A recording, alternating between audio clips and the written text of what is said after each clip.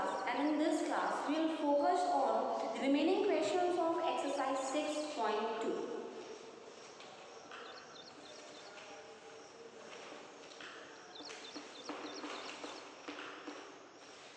So I hope you remember that we have finished question number 5th and 6th question I have given you in a homework.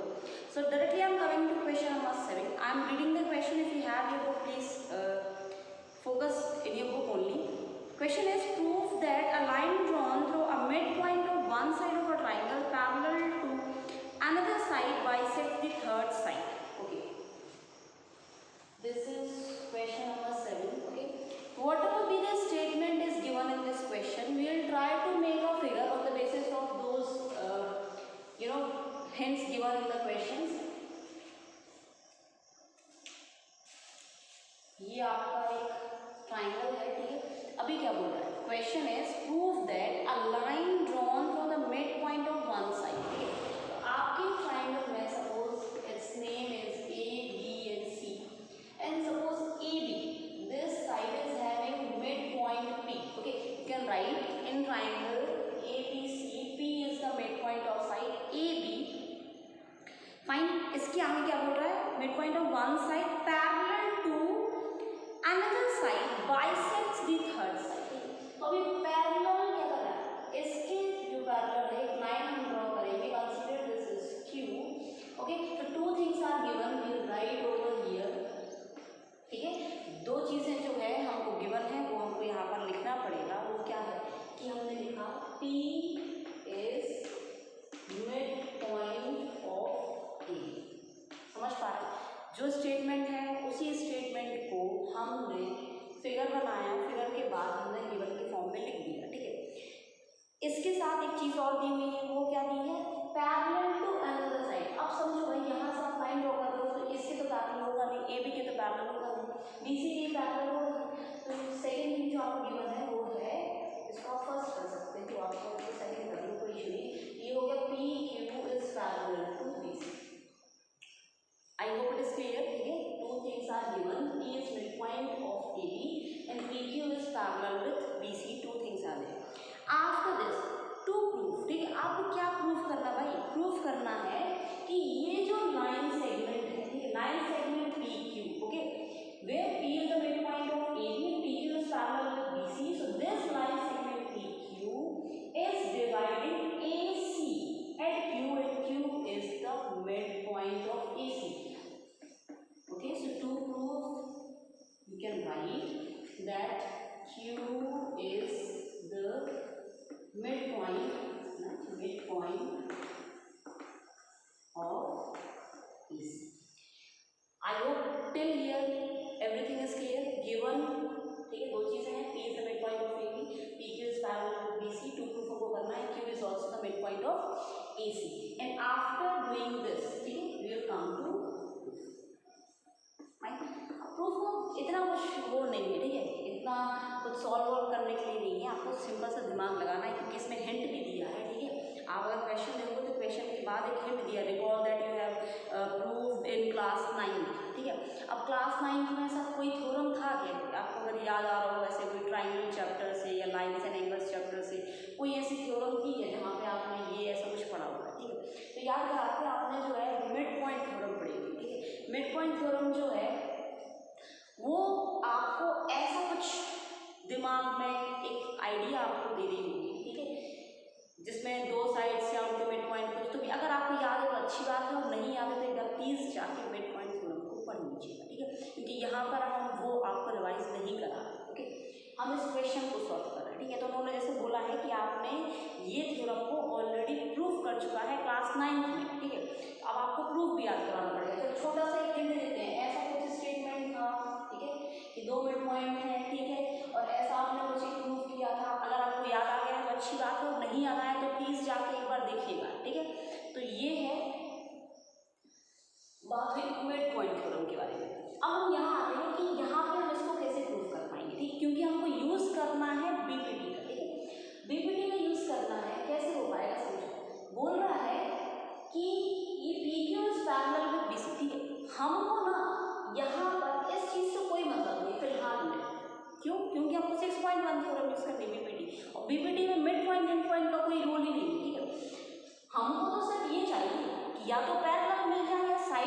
Divide हो रही है वो proportional मिल जाए, ठीक है। तो हमको अगर ये मिल गया तो इसके केसेस में हम क्या बोल सकते हैं, अगर इसको आप कुछ कंसीडर कर लो, फर्स्ट जो है कंसीडर कर लो, तो आप कह सकते हो कि फ्रॉम फर्स्ट, ठीक है, वी है, व्हाट डू वी हैव, भाई क्या है हमारे पास ये है कि if PQ is parallel with BC, तो हम लिख सकते हैं AP अपॉन PV या BB जो भी आप लिखना चाहो is equals to AQ upon, इसमें का PV ये हो जाएगा QC, ठीक है। इतना समझो कैसे हुआ ये भाई, क्या लगाया बाय 6.1 जो उसने लिखा, या फिर तो since by BPT, okay, this is by using BPT, BPT theorem का हमने इसमें यूज किया है।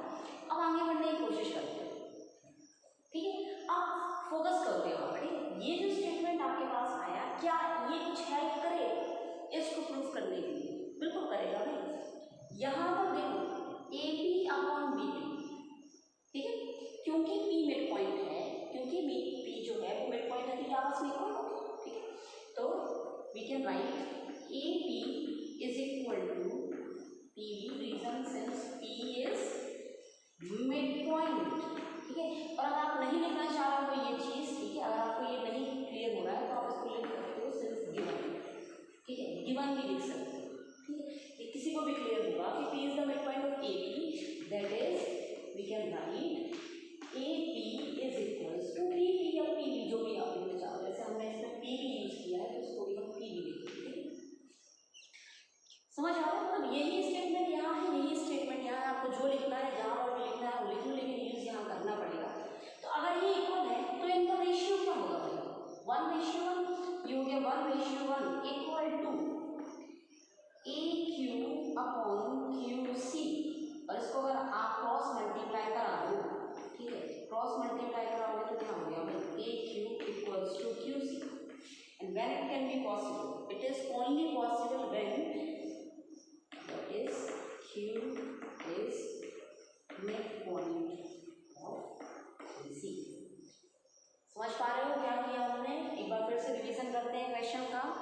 क्वेश्चन था कि एक लाइन हम ड्रॉ कर रहे हैं, ठीक है, और line segment we are drawing and this line segment is passing through the mid point of one side of a triangle, suppose the triangle is ABC and the midpoint is P, by P the line segment is passing, okay, and it is parallel to another side, consider that's BC, okay, it is parallel to BC, after that we need to prove that Q is the midpoint, understood, ठीक है। अब हमने ये लिखा given लिखा P is the midpoint of AB, this means AP is equals to PV। हमेशा याद रखना जब भी ज्योमेट्रिकल चीजें आपको सॉल्व कर लो आपको फिगर बिल्कुल दिमाग में छप जाना चाहिए, ठीक है, क्योंकि आप ये स्टेटमेंट कितना भी पढ़ोगे अगर आपको फिगर याद नहीं है तो आपसे ये क्वेश्चन नहीं बनेगा। So now PQ parallel to BC, second thing we have written. Now to prove, क्या प्रूफ करना है, Q is the midpoint of AC, okay, let's come to proof हमने किया तो सिंपल सी बात हमने बताया, क्योंकि हमने ये दोनों साइड्स पैरेलल दी है, पैरेलल दी है तो BPT लगाएंगे तो हम बताएंगे कि ये जो रेशियो है ये किसके इक्वल होगा, इनके रेशियो के इक्वल होगा, ठीक है, और ये रेशियो 1:1 होगा, क्यों होगा, क्योंकि मिड पॉइंट है भाई, अगर 4/4 भी है तो 1:1, 3/3 है तो 4 जो है आपका 1:1, ठीक है, तो ये कैंसिल हो गया, 1:1 हो गया। तो जैसे ही 1:1 हो गया आप क्रॉस मल्टीप्लाई कर दो, यहाँ वैल्यू रखोगे, ठीक है, ये क्रॉस मल्टीप्लाई करने के बाद क्या हो जाएगा, आपस में इक्वल आ जाएंगे, और जैसे ये स्टेटमेंट आ गया तो हम कह सकते हैं that yes Q is the mid point of AC, understood. जो क्वेश्चन हमने अभी किया है, ठीक है, उसका जस्ट कन्वर्स क्वेश्चन आपका क्वेश्चन नंबर 1 है, ठीक है। देखो अब क्वेश्चन समझने की कोशिश करना, आप 3 चीजें यहाँ पर बताई जा रही है। पहला तो मिड पॉइंट थ्योरम जो आपने क्लास 9 में पढ़ी, और converse of mid point theorem, ठीक है, जो कि अभी स्टेटमेंट आप क्वेश्चन 8 में पढ़ेंगे, ठीक है। पहली चीज होगी BPT थ्योरम और कन्वर्स ऑफ BPT थ्योरम, जिनका हम यूज कर रहे हैं, बात समझ पा रहे हो आप, रिकॉल करना है, क्योंकि इस टाइप का मिड पॉइंट वाला कंसेप्ट आप क्लास 9th में पढ़ चुके हो, थ्योरम हमने पढ़ी थी मिड पॉइंट थ्योरम, ठीक है, तो वो थ्योरम का पहला कंसेप्ट हुआ, ठीक है, और converse of mid point theorem का कंसेप्ट हुआ, ठीक है, ये तो पहली चीज होगी। उसके बाद अब हमने क्या पढ़ा है, BPT और कन्वर्स ऑफ BPT, ये दूसरी चीज होगी जिनका हम यूज कर रहे हैं, ठीक है, रिकॉल इसको कर रहे हैं, यूज इसका कर रहे हैं, और प्रूफ क्या कर रहे हैं, क्वेश्चन नंबर 7th और 8th दिमाग में बातें बैठी, ठीक है। तो यहाँ पे तीन चीजें आपस में कोरिलेट कर रही हैं, ठीक है। तो अब मिड पॉइंट थ्योरम का जो है कंसेप्ट लेके यूक्लिडियन थ्योरम का यूज करके क्वेश्चन 7 प्रूव किया, जो कि क्या है, मेन थ्योरम्स का है, ठीक है। अब इनका कन्वर्स कैसे बनता है वो हमको देखना है। कन्वर्स में क्या होता है कि जो आपका टू प्रूफ है वो गिवन बन जाएगा, जो गिवन है वो आपका टू प्रूफ बन जाएगा, ठीक है। तो जो भी आपको यहाँ पर गिवन दिख रहा है, ठीक है, कि हमको किसी कोई मिड पॉइंट प्रूफ करना है तो हमको मिड पॉइंट्स गिवन होंगे, और जो पैरेलल दिख रहा है ये हमको प्रूफ करना होगा, ठीक है। तो जल्दी से स्टेटमेंट पढ़ते हैं कि स्टेटमेंट क्या लिखा हुआ है। Prove that the line joining mid points of two sides of a triangle is parallel to the third side. Exactly जो हमने अभी आपको बताया वही है, ठीक है। अभी हमको जो मिड पॉइंट प्रूफ करना था वो मिड पॉइंट तो हमको गिवन है भाई, तो गिवन हो गया, इसको क्वेश्चन 8 कर लीजिए, ठीक है। गिवन हो गया आपको P and Q are the mid points of, ठीक है, are the mid points of sides AB and AC respectively. Got it. ये आपका हो गया गिवन कि P and Q are the mid points of sides AB and AC respectively, ठीक है। To proof, ठीक है। तो हमको पैरेलल लाइन इसके पहले वाले केस में गिवन थी, तो अब हमको ये पैरेलल लाइन प्रूफ करना होगा, तो लिखा हुआ है, ठीक है। Of any two sides of a triangle is parallel to third side, so we prove that PQ is parallel to BC। Now proof, let's come to proof, ठीक है। तो हमेशा याद रखना जब भी आप कन्वर्ट्स करते हो तो 90% केसेस में क्या होता है, आपको ऑपोजिट चलना होता है, ठीक है, क्योंकि बोल ही रहा है ना कन्वर्ट्स, ऑपोजिट केस है, तो आपको ऑपोजिट लेके चलना है। तो जो भी चीज़ हमने वहाँ पर की थी ना, अगर उसको उल्टा लिखोगे तो उसका प्रूफ हो जाएगा, ओके। सिमिलरिटी लिखा हुआ है कि ये दोनों क्या है, मिड पॉइंट है, तो सीधी सी बात है, हम कह सकते हैं P is midpoint of AB, that is, ठीक है। इसका क्या मतलब है, इसका मतलब है कि AB equals to BB, understood. Similarly, ठीक है, ऐसे ही हमारे पास होगा, similarly we will have that Q is midpoint of AC, ठीक है, that is we will have AQ is equals to CQ, यही हुआ ना, समझे। अब अगर ये आपस में इक्वल है तो हमारे पास आएगा AB अपॉन BP, ठीक है। AP upon BP equals to क्या होगा, 1:1 ही होगा, क्योंकि ये तो मिड पॉइंट है ना, P मिड पॉइंट है, तो ये आपस में कैंसिल हो जाएगा, तो 1:1 आएगा इसका इक्वेशन फर्स्ट कंसीडर करें। दूसरी साइड अगर हम AC लेते हैं तो AC में हमारे पास आएगा कि AQ upon CQ is also 1:1, समझ पा, ये हो गया आपका सेकेंड इक्वेशन। दोनों कंपेयर करो, RHS इक्वल है तो LHS भी इक्वल हो, तो हमारे पास आ गया AP upon BP is equals to AQ upon CQ, and if it is there by the converse of BPT, ठीक है, by the converse of BPT we can write that PQ is parallel with BC, ठीक है। इस तरीके से हम जो है कन्वर्स भी प्रूव कर देंगे कि अगर हमारे पास ये दोनों के लिए मिड पॉइंट दिए हैं तो उनका रेशियो इक्वल आ रहा है, ठीक है, 1:1 आ रहा है, दोनों का RHS इक्वल है, RHS इक्वल है तो इनके LHS भी इक्वल हो जाएंगे। जैसे ये पॉइंट मिल गया भाई, ये तो चाहिए था, जैसे ये पॉइंट मिल जाता है तो आप इसको लिख दो by converse of BPT, PQ will be parallel to BC, ठीक है। अभी कन्वर्स ऑफ BPT क्यों यूज किया, बहुत सारे रीजन है। पहला भी ये, जैसे हम देखते तो हम समझ जाते हैं कन्वर्स यूज होना है, नहीं भी समझ में आया तो बुक में पढ़ो, प्रिंट लिखा हुआ है कि आपको 6.2 थ्योरम यूज करना है, ठीक है। So this is the proof of entire proof of question number 8। Now we move towards question number 9।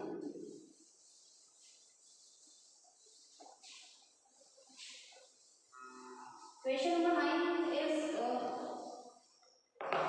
also somewhat related to your class 9 की। आपने क्लास 9 में इस टाइप के फिगर और इस टाइप के क्वेश्चन जो है आगे हम बनाएंगे तो आपको समझ में आएगा कि आपने किए, ठीक है। तो और एक चीज़ और आपको बता दें कि ज्योमेट्री में ये एक एडवांटेज भी है और डिसएडवांटेज भी है कि ज्योमेट्री अगर आपको कॉन्सेप्ट्स आते हैं ना और आपने क्वेश्चन को प्रैक्टिस नहीं भी किया है तो कॉन्सेप्ट्स के बेस पे आप क्वेश्चन कर सकते हो। डिसएडवांटेज क्या है कि अगर आपने ज्योमेट्री को थोड़ा भी रटने की कोशिश किया, पता चला आप बुक से क्वेश्चन सॉल्व करके आए और आपको फिगर जो है बुक में दिया, आपको क्वेश्चन पढ़ के फिगर बनाना नहीं आता है, ठीक है, तो वहाँ पर आप मात खा जाओगे, वहाँ पर आपको फिर डिफिकल्टी होगी कि क्वेश्चन पढ़ के फिगर कैसे बनाना है। इनकेस कभी ऐसा होता है कि बुक में आपको क्वेश्चन भी दिया फिगर भी दिया लेकिन एग्जाम में सिर्फ क्वेश्चन आ रहा है, तो वहाँ पर फिर आप यू विल बी लैकिंग, ठीक है, वहाँ पर आपको थोड़ा सा ऐसा लगेगा कि अभी थोड़ा फिगर मिल जाता है, ठीक है। तो आपको जब भी ज्योमेट्री के क्वेश्चन कर रहे हैं, क्वेश्चन पढ़ो, क्वेश्चन पढ़ने के बाद ट्राई करो कि पहले आप अपने मन से फिगर बनाओ, ठीक है। फिगर बनाने के बाद अगर बुक में दिया तो मैच कर लो, ठीक है, मैच कर लो, तो इससे आपकी प्रैक्टिस होगी, ठीक है। ये प्रैक्टिस बेटा हमेशा ही आपको प्री बोर्ड दिला के ये सबसे नहीं होती है, आपको जो है ना हर टाइम प्रैक्टिस करना होता है। Every day every moment is just counting as a practice, ठीक है। कोई भी बंदा सिर्फ एग्जाम में बैठ के लिख के मार्क्स नहीं लाता है, उसकी हर दिन की मेहनत देखी जाती है कि आपने कितना जो है हार्डवर्क किया है। ओके, तो क्वेश्चन नंबर 9 पर आते हैं। अब ध्यान से समझिएगा क्योंकि फिर से वही कॉन्सेप्ट यहाँ यूज हो रहा है। आपका question number 9 and question number 10 are just like converse of each other, ठीक है। एक मेन क्वेश्चन है, एक उसका कन्वर्स है। तो question number 9 is ABCD is a trapezium in which AB is parallel to BC। Okay, कोशिश करते हैं फिगर बनाने की, ठीक है।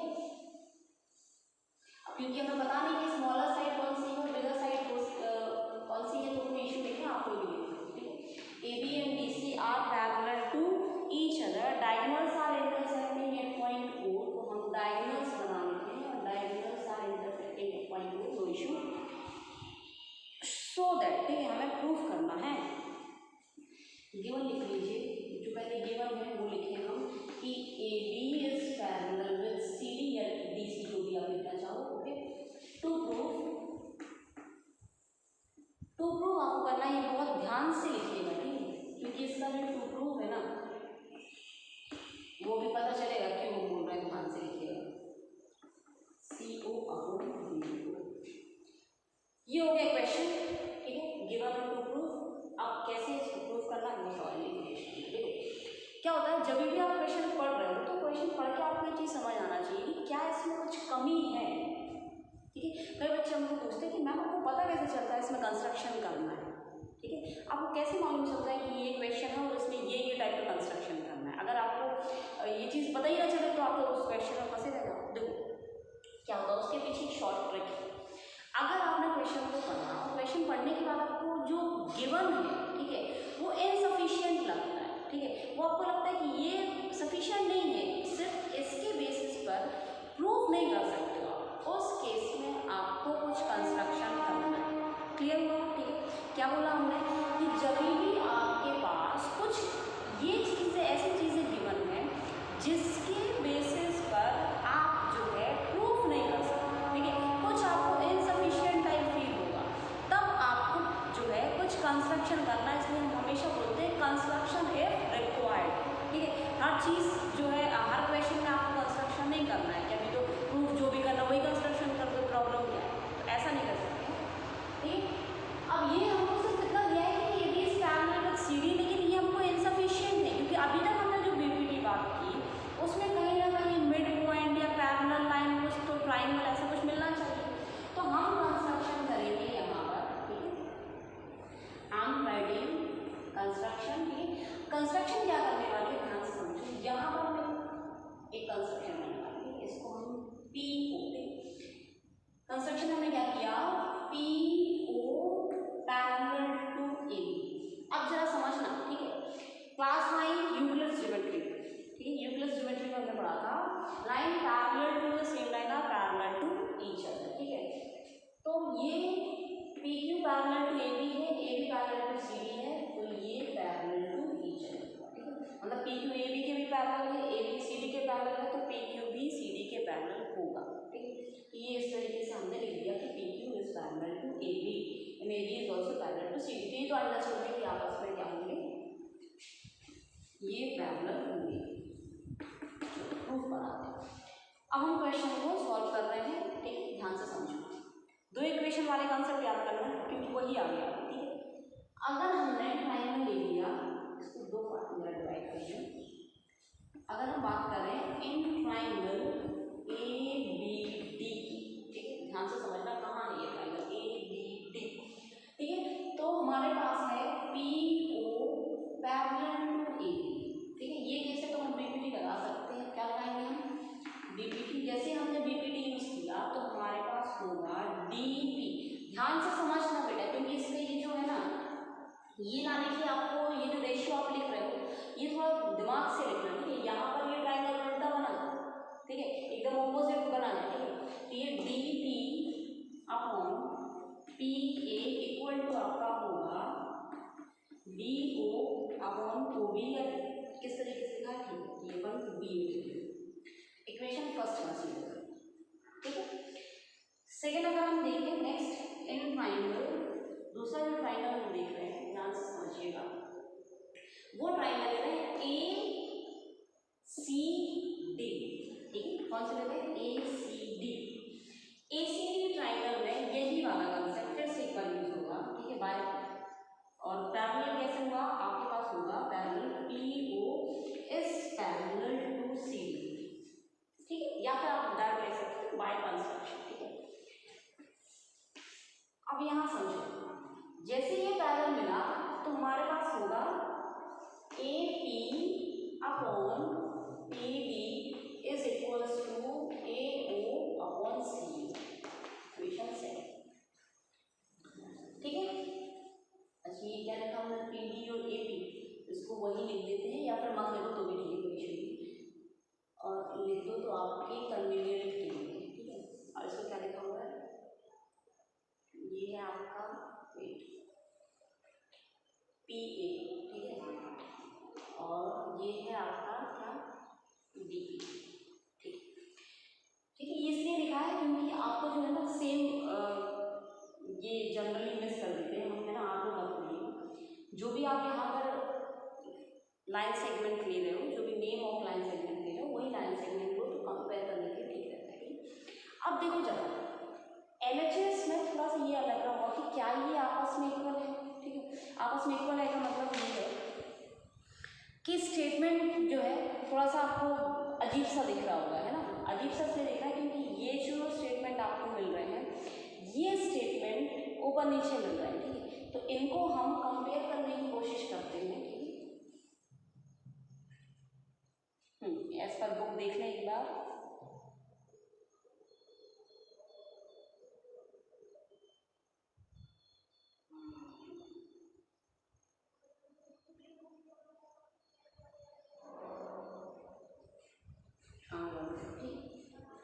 कंपेयर करें तो देखो ये पी ए नीचे है तो इसको हम थोड़ा सा रेसिप्रोकल लिख देते हैं, तो ये हो जाएगा आपका d P upon P a equals to C O upon a O.